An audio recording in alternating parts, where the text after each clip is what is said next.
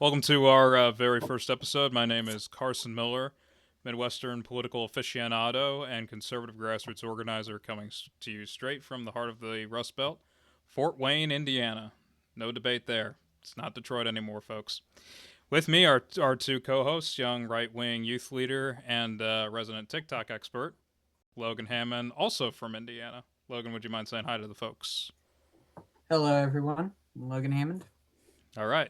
And with us, also a high schooler who went from the classroom to sitting on the city school board, all in the same senior year. Conservative activist Adam Manaka. Did I say that right, or do I need to shoot myself? Adam Manka. I'm going to shoot myself. Yeah, this is an embarrassing one right there. Usually I heard Manka, not Manaka. Manaka. Okay. Manaka. Okay. Try that one again now. My God, I'm terrible. Logan can tell you I'm terrible with people's last names. He's terrible with every name. I think he looks at it, Donald finds Blump. the worst way to pronounce it.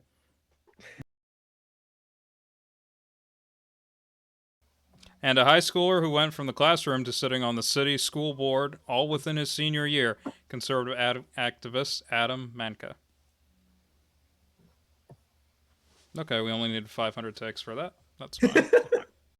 Well, let's just get into it. So our topics for today that we wanted to cover are first redistricting in the 2026 midterms. And also, we want to talk about the rise of Gen Z and why it's becoming one of the most conservative and religious generations that we have yet seen, according to statistics. So I'd love to jump into it with you guys. So what do you guys want to talk about for the redistricting? How is Indiana going to give us all 9 make all 9 seats Republican? Well, basically, they're going. From what I've seen from the map, what they're going to do is sit there and take the Gary area, split it in half, and then kind of take like the southern side of it and turn it into something else. I can pull up a map. I'm gonna let me find a map. Hold on. Let me find a map, and we can add it on the screen. Right. There's one from this one. A very contentious issue since Janet Prosewitz won election in 2023 to the Supreme Court. Well, I don't think you guys could redistrict it anyway, right? Because your Supreme Court is like 5-4 Democrat right now. It's 5-4 Democrat. Okay, you guys have 9. So they can do whatever they want. They just haven't done it yet. Right. So that for that, it's I mean, like it's a no-brainer. I mean, if they're going to redistrict anything, they'd probably go the other way. Both. They're trying to get my congressman out, and they're trying to get another one out, and make it like 4-4 here. Really? Any legal challenges or? Well, they haven't done it yet. They can't. They said they wouldn't do it, which, for now. So that's an interesting question in today's environment because I don't want to be represented by a progressive Democrat who's running to replace my congressman. You can always move. I could, but 18 months left of the school board. I'm still stuck here. So the map, and we can insert this on there. What they want to propose is the only thing is I don't like that Allen County split up. I think we could use less of these more Republicans county split up. Elkhart looks funny too. Can you guys see it? Yeah, I can see it. Yeah, that's the one I was looking at. So I think that the line. Can you guys see my mouse? Yeah, I can see the mouse. Okay. We should move it down here. Move the blue to this line. Find out what we're doing with Howard County, because Howard County is weirdly split. I'm just thinking somebody that they don't want running for Congress in one of these districts just lives like right there. No, but you see how they've split up Indy, which is Marion County, 3 different ways to basically like. What it used to be just its own congressional district right here. Right. Yeah, but they've completely split that up and turned it into a bunch of safe Republican districts, at least according to the person who did this map. Because when I looked at it on Twitter, they had most of them were like plus 15, plus 17 for all the different seats. Yeah, this is the current map. Right. This is the current map in like Marion. Yeah. So they're taking. Yeah. What? And for perspective, for people outside of Indiana, basically the Gary area has its own congressional seat, which goes to the Democrats, and then Marion County, which is mostly just Indy. That also goes to the Democrats. But our legislature is possibly looking at redistricting both of those seats out. So I know that Ohio is also thinking of redistricting 2 to 3 seats. One of them up by Toledo, kind of the Paulding, Napoleon area. And then I also know that Missouri was looking at redistricting the one, I think it's Kansas City, that they were thinking of redistricting. I think for at least the Midwest, I don't think that any of the other ones are going to be redistricting.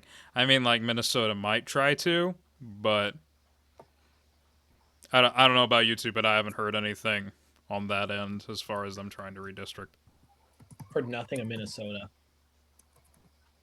And Yeah. like and like you said, Adam, basically all the talk in Wisconsin is that they aren't going to try to do it.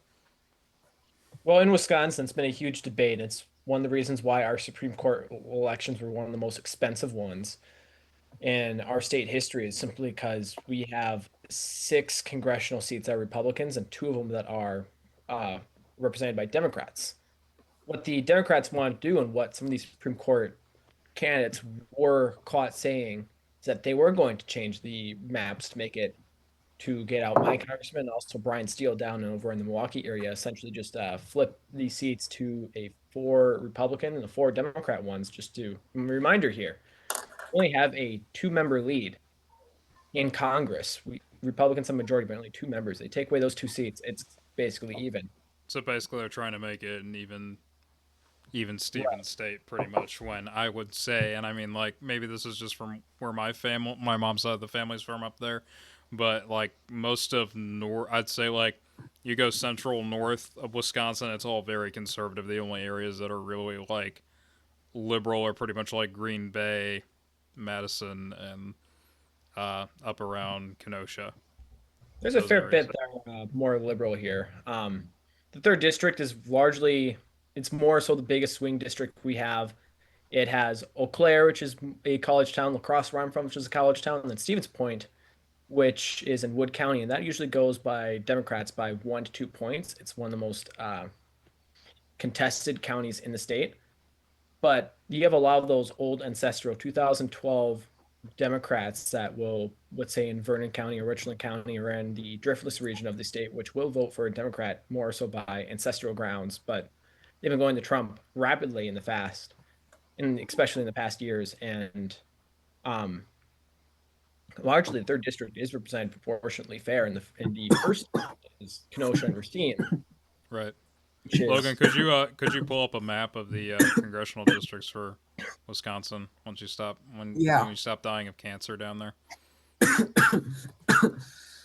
Uh, I know all this I've redistricting. You're spoken. talking about Democrats getting more seats here.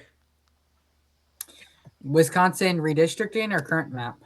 Current maps. Current map for District 3, because I think District 3 is the weird one where it like goes on the western side of the And the state third up to district goes down from Hudson all the way down to past the Platteville and has a little bit of a hand just kind of juxtaposing the entire state going over to Stevens Point. Okay. So what Democrats want to do is they want to add more of Dane County, which is the Milwaukee, or not Milwaukee, it's the Madison area involved in the district, which Yeah, would look make at it. that. Look at that number 3.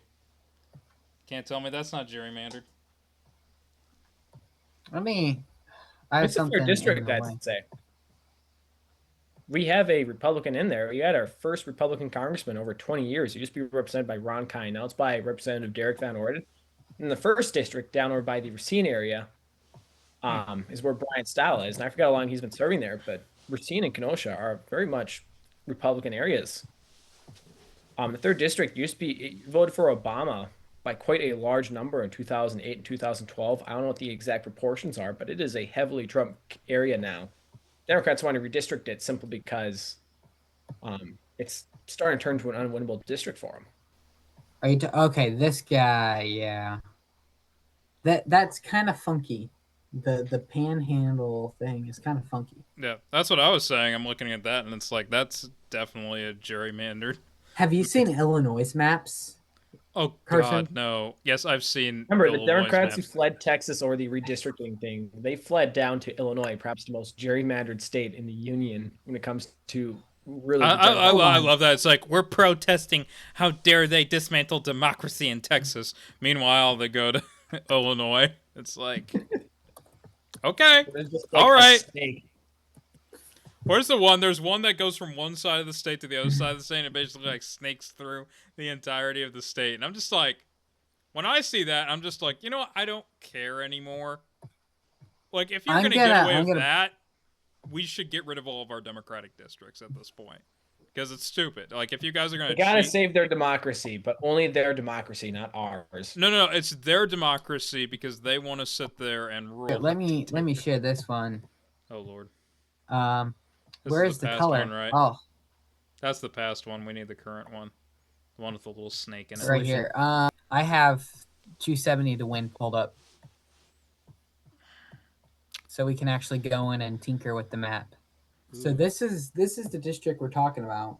This guy right here. It's a weird. Let me reset that. It's a weird little sliver across the state, and then you have this is one of the most. This is the one of you see. It's connected with this one, so it's not like this is a separate district. No, this is all one district. It's one of the most gerrymandered districts in the nation. Like this is the fourth most gerrymandered on most reporting cards. This ranks up there with there too. It's just an awfully gerrymandered district. Now, the thing is, when you hear the left talk about gerrymandering, they'll say, "Oh no, this is fine because they're uniting a bunch of just communities in here." But then when the Republicans did this and they did this, which this is uniting a lot of like-minded, more liberal-leaning counties, this is aligning a liberal county. The Democrats cried that this map is gerrymandered in Indiana because we're combining all the Democrats together. So what is it? Are So we we need to combining a bunch of combine. Democrats together? So we need to combine communities, but we also need to not combine communities, depending on the state. So, AKA, if it doesn't help us, it's unfair. But if it does help us, it's fair. That's the Democratic motto right there. Well, and that's why I'm like, It doesn't help I, us, it's unfair. which is why I think, and I think a lot of people in our generation are kind of just tired of the BS because we both understand that both parties gerrymander to their own advantage in the states that they control. Like, I don't think this is controversial. This isn't a hot take. This is just fact, you know? Mm-hmm. So for me, I see it. Why not just sit there and have, for the sake of simplicity, have all the states that are partisan and controlled, have them be Democrat, have them be Republican. Well, let's look at the map up here. What did you say? Ohio is trying to flip two or three congressional Two or three. districts. So the top one, that's by Toledo and the Michigan border, that one's supposed to The be Toledo redrawn. Yeah.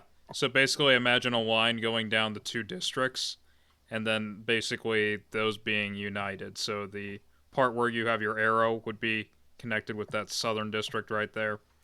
And then the rest of that, if you split those both in half, it would be united with that side of it. And that supposedly would make them both fairly Republican. And then the bottom blue This one. one right. So that one's contested. And then that smaller one, they're going to try to gerrymander as well. But I've also heard that the one that's contested over there, they might try to redistrict and basically blend them in with the surrounding Republican counties. So it could be as little as two, as many as three. Now, and then I also know that Florida is going to redistrict. They're supposed to do 4. But as So far you're as talking about this one right here? yeah. Okay, so if we click that one to be red, we just made two new red districts. And he said this one right here, they're trying to make red as well. Correct. Because Yeah, this that's what smaller Cincinnati. What? one. Not the middle one, the one down on the side. What's the one I like to use? This guy? Yeah, that one. I Is this believe that should be Kansas City. Missouri, not Kansas City. Kansas. because there are two Kansas cities, and one's not in Kansas. And then what? Where is this? What does it look like? So they're trying to make it look like, just because we can't show the, we could try to pull up the redistrict map, but it would look like this pretty much. Just imagine this red all over here. Right. It's currently held by a Democrat. Jim Jordan. I know somebody who actually lives in this district. This is where my mom's family's from. But then zoom out. Can. No, not trying to mess with that. And then go to zoom in, and we get like just this area over here: Democrat, Democrat, Democrat, Democrat, Democrat. Pick up 3 seats, 2 seats in here, add 5 seats to our House majority. The Midwest could truly hold the keys to giving Trump his lead that he needs. Yeah, I think especially when it comes to the fact that California is going to try to redistrict and supposedly New York is going to try to, though I don't know if they'll be able to do it in time. I think the Midwest could hold the keys once again to Republicans actually maintaining that Congress, Senate, presidential trifecta of power. So, I personally I'm in favor of them doing as much redistricting as they can legally get away with and that the courts would deem as fair because I feel like like we've all seen Illinois, we've all seen Massachusetts, we've all seen New York. It's like the Democrats have been doing this to Republicans for probably more than 20 years, at least 20 years. So at this point, I feel like it's just taking the gloves off and just being like, okay, you guys want to be hyper partisan? We're fine with being hyper partisan too. Mm-hmm. I feel like it's just being fair, but I don't know if you guys might have a different opinion on that. I definitely Whether do. This is this is something which I think was spurred off by Texas, and I don't like to say the GOP are the ones that are the one gerrymandered. We hear that a lot from the Democrats say all the GOP states are gerrymandered to fit their own needs, and that's simply not true. But I think what we're really seeing from this big trend here is that we are very much a polarized nation, turning more so towards polarization instead of towards competition. I actually like the idea of having more competitive swing districts instead of not just redistricting here. And I want the Republicans to keep the House, and I think they can do that with the current maps they have now.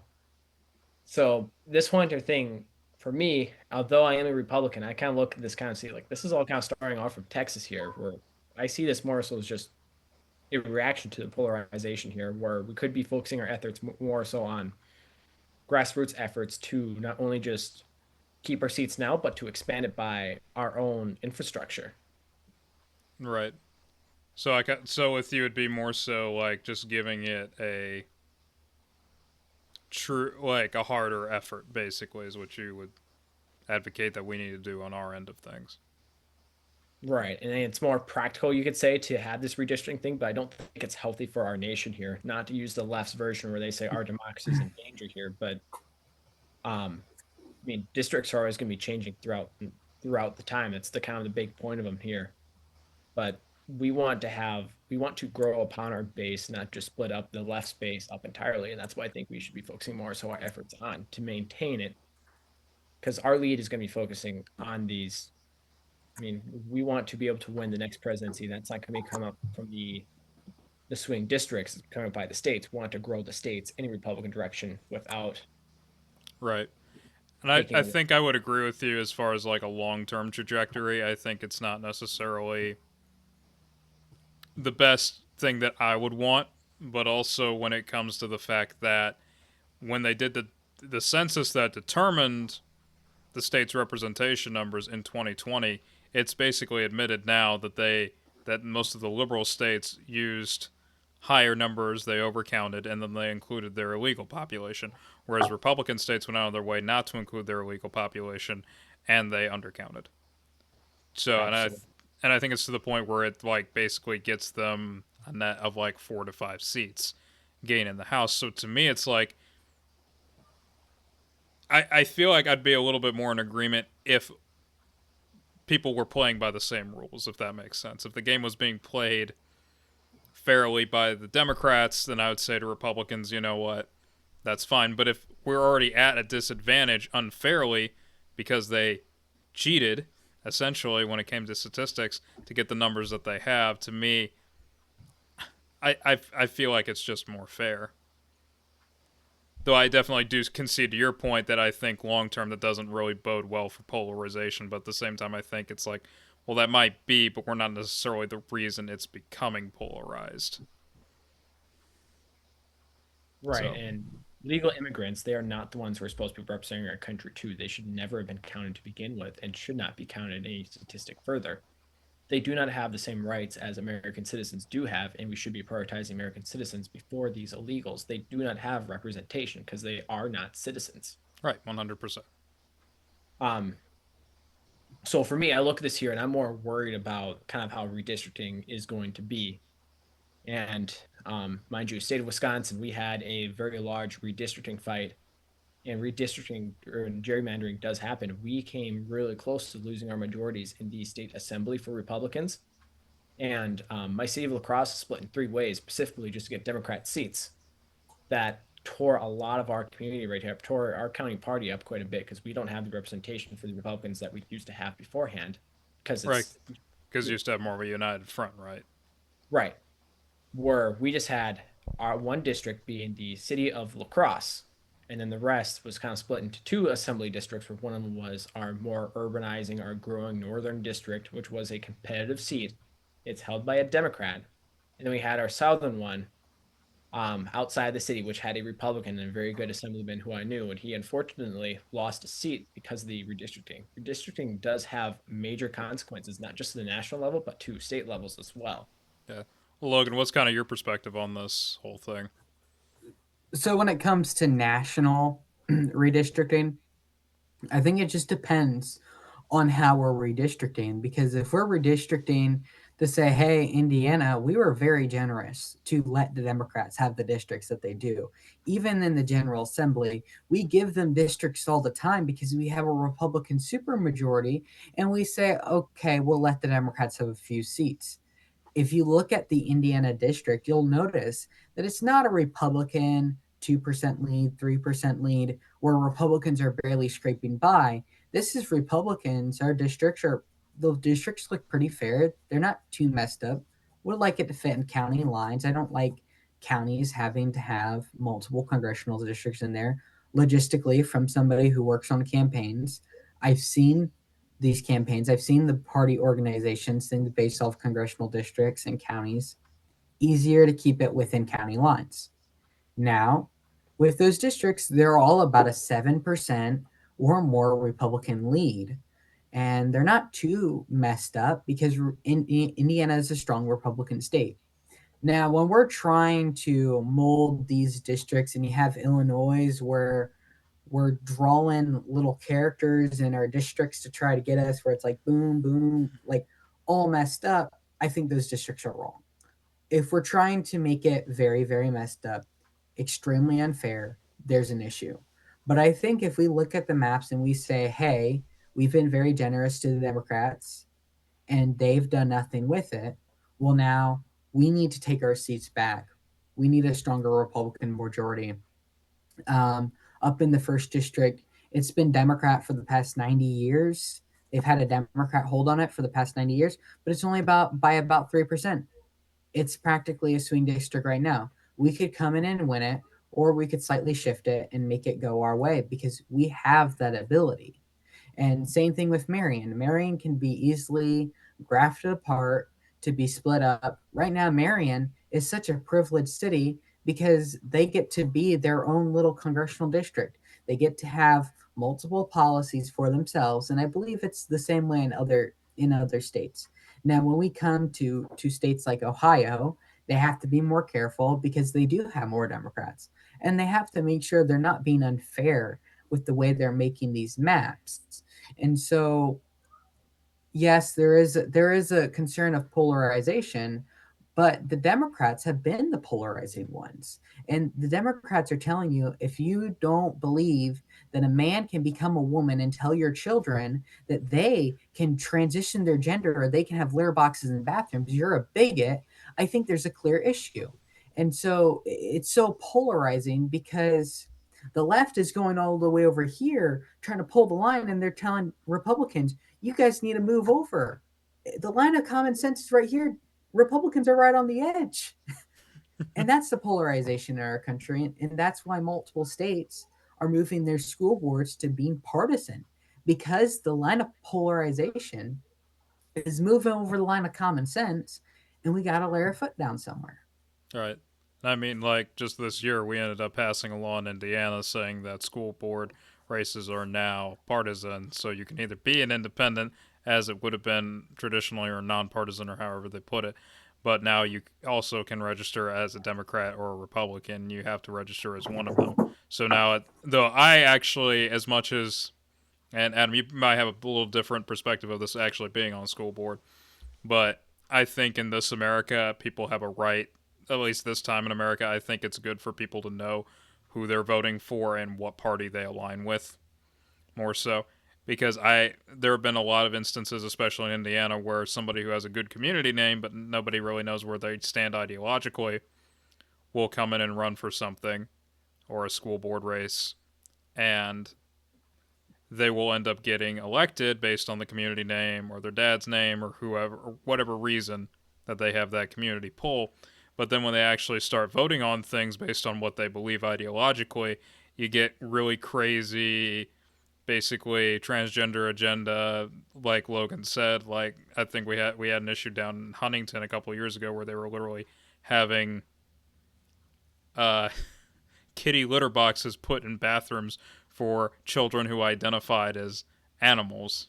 So I mean, when it kind of gets to that point, I think it's good to have that transparency so people can be like, hey, look, you might be a great person, but if you're going to sit there and vote for these things and you believe this is completely normal, then maybe we need to reassess whether you're actually evaluated for that. I think it just gives more people more information to be able to vote on. There's a kernel of truth to what you say there too, and um, when you're running for more of those more local races, it's a lot easier to connect with the communities, and a lot of your campaign is about personal connections with the people you knock on, oftentimes your neighbors too. It's very hard to hide your affiliation when these are the people you go to work every day, you go shopping with, you go to a restaurant, they're the ones who are serving you the food. Um, when it comes to school board races, they're becoming even more partisan too. That's kind of the general trend throughout our nation here. On the school board myself, we have a nonpartisan elections in the state of Wisconsin here, and I always joke by the fact that there's not an R or a D behind my name. There's an S for students when I ran for office. So those were Right. my biggest favorites for the students and for the parents, especially too. But um, when you make these races partisan too, that's just it's they're going to be partisan on the statewide level too. Doesn't matter if you have a Republican majority or a Democrat majority. I mean, normally people are going to tend to be around more liberal or conservative ideologies. There's not really an in between there. And I mean, school board is something different where let's say you just want to have a better soccer field for your kids, so you run for office. That's something all can agree on. What we're seeing now is, especially by our own state policies here, is schools have become partisan, and not because of the Republicans, because the Democrats have pushed down so hard. I had a student kind of reach out to the board and said that they've basically been just swamped with political affiliations, more so with the Democrats. They're being forced to talk along these more Democrat principles that no Republican has to have representation there too. Right. So you might as well just say it, put the partisan affiliation there because they're all run by Right. Democrats. It's a Democrat Right. school, a Right. And Democrat. I feel like it's just instead of giving them that thing of, oh well, I'm nonpartisan, I ran as a nonpartisan. It's like, no, you have to stick with your ideology, no matter which way it cuts. You have to stand with it. You have to own it. And I mean, I guess to your point, where people kind of already know whether it's partisan or not, at least up in Wisconsin. I mean, you guys recently had a Supreme Court race earlier this year, and I mean, it was officially nonpartisan, right? But everybody knew one was like more Democratic leaning, one was more Republican leaning, and the Democratic candidate ended up winning for a myriad of factors. Unfortunately, one of them might have been Elon Musk putting money on it in the last minute when it really wouldn't have made that much of a difference. But that's just me. Right. And I mean, school boards, some of them have districts themselves. I'm fortunate enough where mine's just a citywide election. That's why I got elected based off of the city. So the entire school district voted for me and two other people involved too. But I mean, we talk about redistricting. The real going back down to local levels too. It doesn't matter if your district is more partisan leaning to the left or the right here too. Your district probably already has its own mind made. It's very rare to have Democrats elected in Republican seats or, or Republicans elected in Democrat seats now these days. We are very much a hyper political order right now. And looking into the future, is there really going to be a nonpartisan swing district? Or are we all just going to be going back to the time in which it is just going to be either a safe red or a safe blue district? Yeah, and I think based on the trends that all of us have been watching, especially since the election last year, I think the answer, at least for the next decade, it's going to be a lot more partisan, and it's going to either be one party sweep or the other party sweep, and that's why I kind of reconnect it back to the redistricting, because at the end of the day, if it's like I got to choose between Democrats having fair representation in Republican states, because we honestly just want this country to work the way it's supposed to work, but the Democrats are willing to sit there and take their states and put their thumb on the scale and basically deny Republicans representation, then to me, the argument to me that we should continue to be politically ethical at that point when the other party has left that behind long ago, that that doesn't resonate with me as much. Right. Unfortunately, it could be our tendency to grasp at the jaws of defeat or grasp defeat in the jaws of victory right here is Right. that we play the same game they play, unfortunately. Even though I don't like the idea of redistricting to add more seats where on column or like what Texas done, I've recognized the fact that it is kind of malice necessarium in a way Right. that needs to be done. It's a political necessity at this It's point. it's sad. Yeah, it is sad that it is a political necessity. I mean, It's like in there's always been politics. gerrymandering. The reason why it's called gerrymandering is because I believe his name was John Jerry. No, his last name was Jerry. He was one of the I believe he was one of the signers of the Declaration of Independence, and he was from Massachusetts, and he's one who helped his own state redistrict, and one of the districts looked like a salamander, and that's where you get gerrymander because it was Jerry's salamander. I Oh mean, this has really? I been didn't know. That's since the funny. beginning of our Of nation course it. here. Of course it's Massachusetts though, Of course, it's gerrymandering since 1783. and they haven't But stopped.